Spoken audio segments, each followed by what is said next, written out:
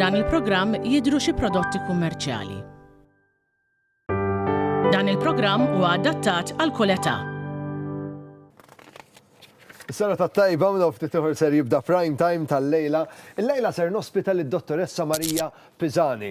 Dottoressa Pisani hija akkademika fis-soċjoloġija u ilha l fuq minn 20 sena taħdem favur id-drittijiet għar-refuġjati. Maria twieldet il-Ġermanja, għexet l-Ingilterra u ġiet tgħix Malta ta' 17-il sena. Temmen li dawn it-traġitti f'ħajjitha ġaluha tifhem ftit iktar l-espejenzi li għaddu minnhom ir-refuġjati. Illum it-8 ta' Marzu jum il-mara. Nixtieq nisma' minn Marija jekk illum is-sena 2023 għadu xlok li dan il-jum jiġi mfakkar. Prime time jibda issa. Prime time qed jiġi mossal lilkom grazzi għal This is the new Toyota Rona at Continental Cars. United Colors of Benetton. Serimar Block Nose Baby, prodott naturali, mamur mill-ilma bahar. Serimar, nifs aħjar, ħajja aħjar. Experience life with Bridgepoint.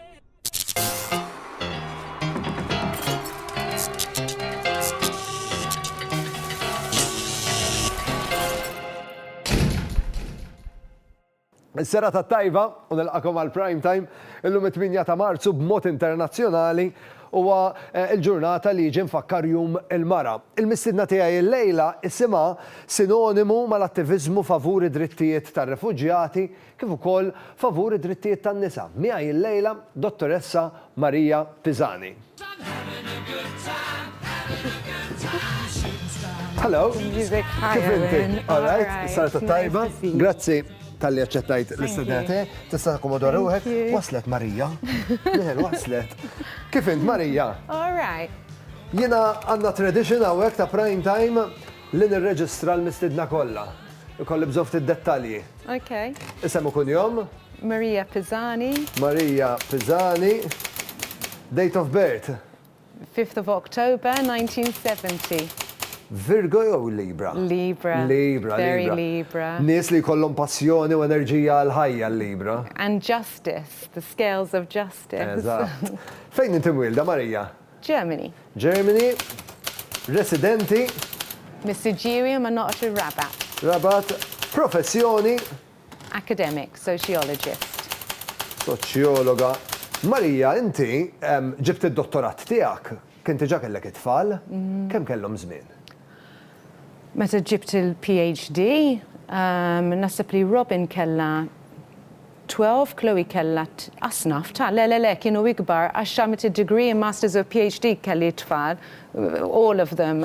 Allora kienu kbar mbagħad, nasib li iktar 18, 16, 14. Ħaniħdok lura f'dak iż-żmien. Kif tiddeskrivi l-ġranet tiegħek kif kont laħħaq biex tistudja, tagħmel ir-riċerka, il-familja? Ġen sħiħ, kont naħdem u kont nistudja, kont nagħmel il-homework ma' tfal, kont bdejt meta kelli Ben kellu 3 xhur meta mort l-università. Kont tlat minn l-iskola meta kelli 16 sena. Allura A-levels m'għandix. Mbagħad dħalt bħala mature student, Masibli importanti li kulħadd li jistgħu jmorru l-università bħala mature student is never too late. Ħafna minn studenti tagħna huma mature students, in fact.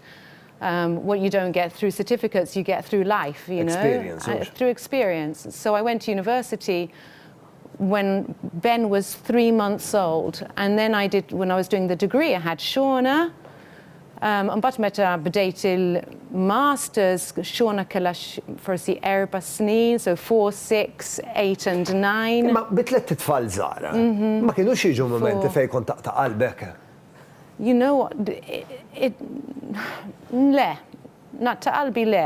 L-ewwel lecture li mort, niftakar mort l-ewwel lecture u bdejt it was overwhelming u bdejt ngħid jiena x'qed nagħmel hawn u niftakar qas mort id-dar, mort għand il-ħabiba tiegħi bdejt nibki fuq is-sodda tagħha bdejt x'għamilt biex. Imma then it was you get on with it. It was a struggle u kelli ħafna support. Kelli lajnuna Tommy li kienet importanti ħafna għax otherwise ovvja ma kontx nagħmilha. Ma tlaħħaqx, you know, ġifri l-support kienet important. When I did the degree, it's like we were all doing the degree together. U anki tfal, my partner, my friends, they were very supportive. Mara. It's not something you do on your own. 20 sen ilu inti waqqaft il-Fundazzjoni Integra. Ħanieħdok lura 20 sena ilu. Għalfejn ħassejt li hemm bżonn ta' dil-fundazzjoni.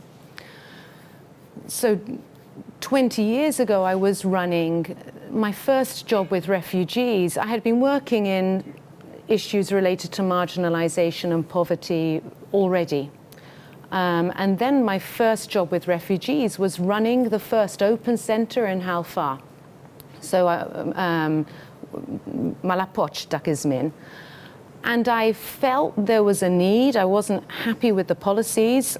Kien hemm ħafna rassizmu dak iż-żmien. It was quite upsetting times. And I felt there was a need for a voice advocating on their behalf. So I resigned from my job and set up the NGO together with my partner and a friend of mine, Mario, never thinking then, 20 years ago, that we would still be operating and still be needed today, obviously, 20 years later. And although the situation, although Malta has changed a lot in 20 years, the issues that we were addressing 20 years ago, we are still addressing. Ħafna. And some of them have got a little bit better, and others have become even worse, I think. Ġifri f'ċertu situazzjonijiet morna l-qoddim, ma mbagħad f'ċertu situazzjonijiet morna lura. Mara, inti x-xogħol tiegħek kemm bil-fondazzjoni kif ukoll bir-riċerka tiegħek mort anke f'kampijiet tar-refuġjati barra minn xtutna, mort it-Turkija jekk mhux sejjer żball. I've researched in Turkey, especially in 2015 after the rise coming from the western Mediterranean route. Xi klesni issa bil-COVID qed inħawwad forsi 3 snin ilu, 4 snin ilu mort il-Kenya, and I was in Kakuma camp, which was a very asnaf. I don't know how to describe it really. It's something I won't forget, and I will go back. I met young people there, so I work on refugee issues, but my focus is always on young people. Ġifri, whether we're looking at, whatever we're looking at, my focus is always young people. And there I met young people that had lived all their life in a camp. Ġifri kellhom 15-20 sena u minn dejjem. Mill-ġurnata li twieldu sa kemm għal 20 sena baqgħu il-kamp u ma jistgħux joħorġu. Għax m'għandhomx passaport. It's very complex, but yes. Ifhimni, refugees, even if you have a passport, they can't access il-refuġjati li jiġu Malta mal-Mediterranean. Anki jekk għandhom passport, they can't get a visa. That's why they get on the boat. So take your passport, Owen. You have a Maltese passport. I have a Maltese passport. That's one of the most powerful passports in the world. When I wanted to go to Kenya, mort online, I booked, sorted everything out, without even thinking about it. You don't even think about it.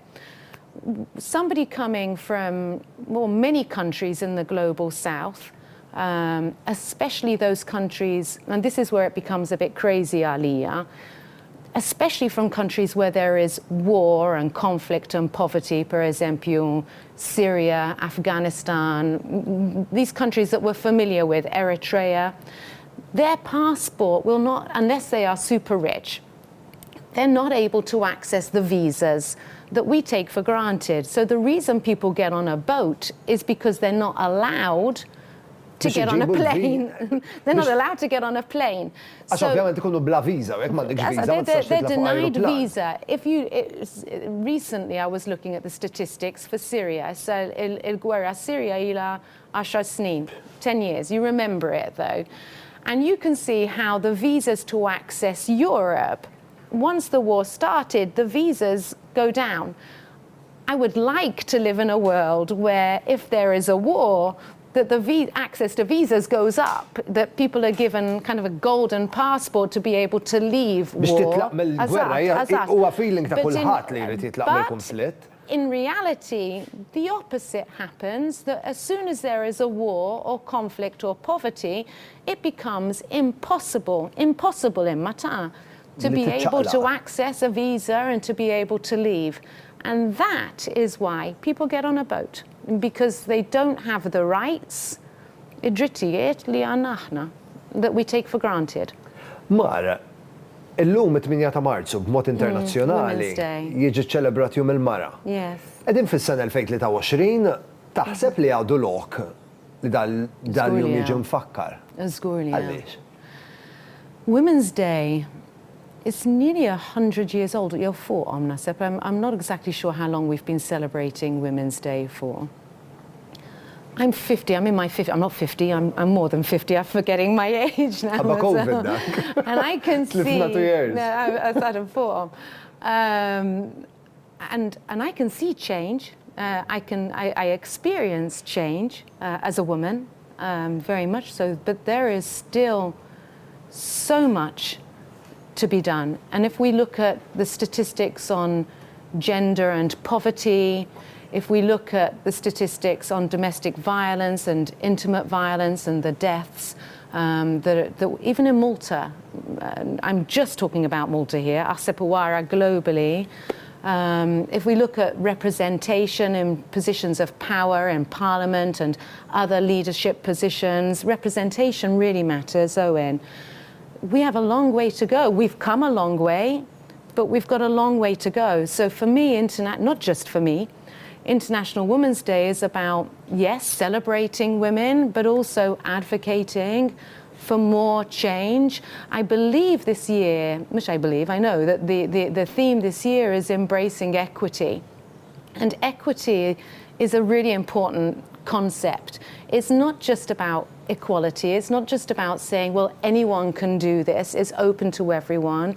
It's about making sure that the services we offer and the opportunities that we offer are accessible for every single individual, regardless of their background, regardless of their gender, and also regardless of their race or ethnicity or ability, and so on. Nelly. She agrees.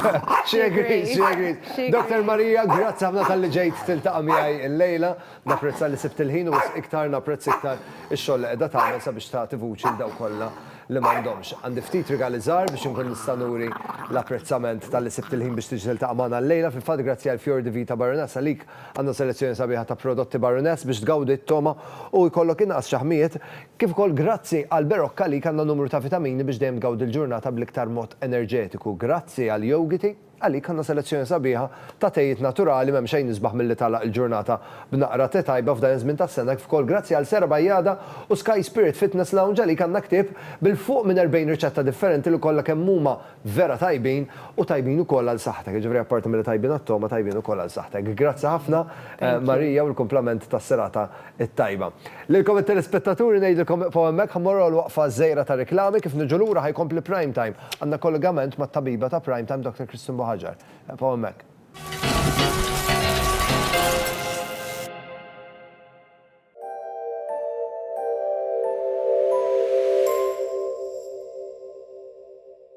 Għalina n-nisa l-ġieħ ta' darba fix-xahar mhux xejn sabiħ. Elif Feminex hija mediċina ġdida li tnaqqas l-ġieħ tal-perjied sa 12 siegħa u tnaqqas il-volum tad-demm fl-ewwel 5 ijiem biex int tkun tista' tkompli bir-rutina tiegħek. Il-mediċina ġdida Elif Feminex tinxtara mingħand l-ispiżjar. The Kolyosh Greek yogurt has a natural, gentle and creamy taste. It is a high-protein, refreshing snack. Kolyosh Authentic Greek Yogurt. When you were choosing your new fittings, you probably weren't thinking of the times you were rushing to work, the delicious dinners, life's sweetest moments, life's big changes, and when you just needed to quench your thirst. Experience life with Bridgepoint.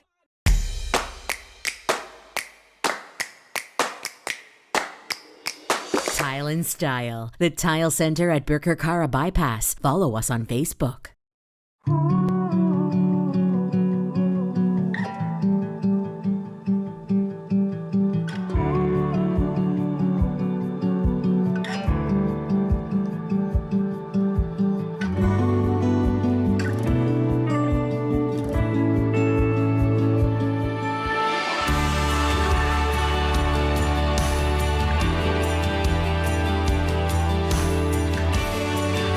Best Deal Properties.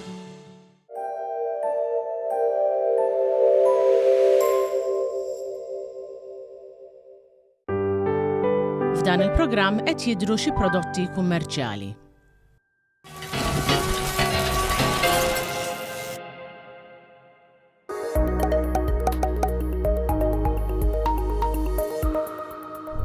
Merħba, jiena Kristin Buħaġar, tabiba u direttriċi fl-Isptar St. Thomas. Illum se nitkellem fuq operazzjoni li kemm jgħaddi żmien qed issir dejjem iktar komuni, il-vażektomi. Din hija proċedura operattiva u kontraċettiva li ssir fuq l-irġiel biex twaqqaf lil dak li jkun milli jkollu tfal. Din l-operazzjoni ssir wara konsultazzjoni ma' urologu li huwa speċjalist tas-saħħa tal-irġiel. Il-vażektomi hija operazzjoni żgħira li ssir taħt l-oppju lokali u tkun lesta f'nofsija. Dakinhar stess, il-pazjent ikun jista' jmur id-dar u l-għada ikun jista' jidħol għax-xogħol mingħajr ħafna strapazz. Ser nispjega fuq kif issir din il-proċedura. Wara li l-ispeċjalist jipprepara lill-pazjent għal vażektomi, japplika l-oppju lokali b'siringa rqieqa fuq l-iskrotu. Ukoll jintuża spray tal-oppju. Jagħmel qasma żgħira fejn għamel l-oppju u jsib l-sperm duct li huwa dak il-pipe li jwassal l-isperma minn ġod testikoli għal barra. Dan il-pipe mbagħad jinqata' u ż-żewġ titruf ta' dan il-pipe jingħalqu b'ħajta. Hemm żewġ sperm ducts u għalhekk l-urologu jsib l-sperm duct ieħor minn ġo l-istess qasma u jaqtaw ukoll. Jerġa' jirrepeti l-proċedura fuq l-sperm duct ieħor. Il-qasma hi tant żgħira li ħafna drabi ma jkunx hemm bżonn punti. Wara l-operazzjoni tingħata underwear għal tapposta bħala support u tkun tista' tmur id-dar. X'komplikazzjonijiet wieħed għandu jistenna? Komplikazzjonijiet wara l-proċedura huma ġieħ u nefħa fl-iskrotu. Wara 3 ġimgħat importanti li tagħmel it-test tal-sperm count biex naraw jekk hemm passaġġ tal-isperma għal barra. Din il-proċedura hija proċedura kontraċettiva u għalhekk għandha ssir b'intenzjoni permanenti. Ġifieri, jekk wara dak li jkun jagħmel il-vażektomi jiddeċiedi li jrid ikollu tfal, din il-proċedura tista' tiġi riversata. Issirlu operazzjoni żgħira oħra u tiġi riversata l-vażektomi. Għalkemm imbagħad il-rata ta' suċċess ta' konċepiment hija baxxa u iktar kemm jgħaddi żmien iktar titbaxxa r-rata. Għalhekk idealment din il-proċedura l-vażektomi issir minn irġiel li huma deċiżi li huma tal-inqas ta' mezza età u li diġà għandhom familja. Importanti li din id-deċiżjoni tittieħed flimkien mal-partner tiegħek. Wara l-vażektomi inti xorta predispost għal mart trasmess sesswalment. Allura xorta importanti li tilbes kondom u tieħu prekawzjonijiet oħra.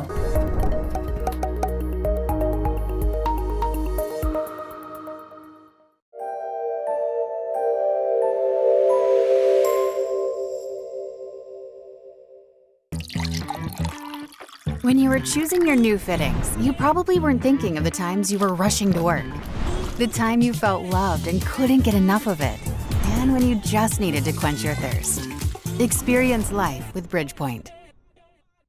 Qabel ma ħallikom il-lejla nfakkarkom li għandna kompetizzjoni għaddejja fl-imkien ma' Purina Proplen. Jekk għandkom kelb id-dar, irridu nisimgħu minn għandkom. Irridu nisimgħu minn għand daw kollha li għandhom kelb jew kelba anzjani id-dar. Irridu narawhom, irridu nisimgħu l-istejjer tagħhom minn jaf kemm għandkom x'tirrakkuntaw, għax ovvjament jekk huma klieb anzjani ilhom ħafna fid-dar tagħkom jew kellha kienu qegħdin f'xi dar oħra u esperjenzaw affarijiet differenti, irridu nisimgħu dwarhom bibatulna r-ritratt tal-kelb jew tal-kelba tagħkom. Ibatuhom li permezz ta' messaġġ privat fuq il-paġna ta' Facebook tiegħi owenbonnici.tv jew kellha tistgħu wkoll tibatuhom li permezz ta' Instagram. Irridu naraw il-klieb tagħkom, il-klieb anzjani u grazzi għal Purina Proplen jistgħu joħorġu rebbieħa. Jien ma fadali xejn ngħidilkom ħlif grazzi tal kontu qegħdin miegħi il-lejla nawguralkom il-lejl it-tajjeb, grazzi u niltaqgħu għada. Ciao! Prime Time qed jiġi mossal lilkom grazzi għal If it's cheese, it's Fior di Vita. This is the new Seat Arona. At Continental Cars. Esprit. Serimar Block Nose Baby, prodott naturali, mamur mill-ilma bahar. Serimar, nifs aħjar, ħajja aħjar. Experience life with Bridgepoint. Prime Time jirringrazzja lil Jennifer Demek, the makeup artist. Logo Express. Privé Hairdressing. Eva Garden.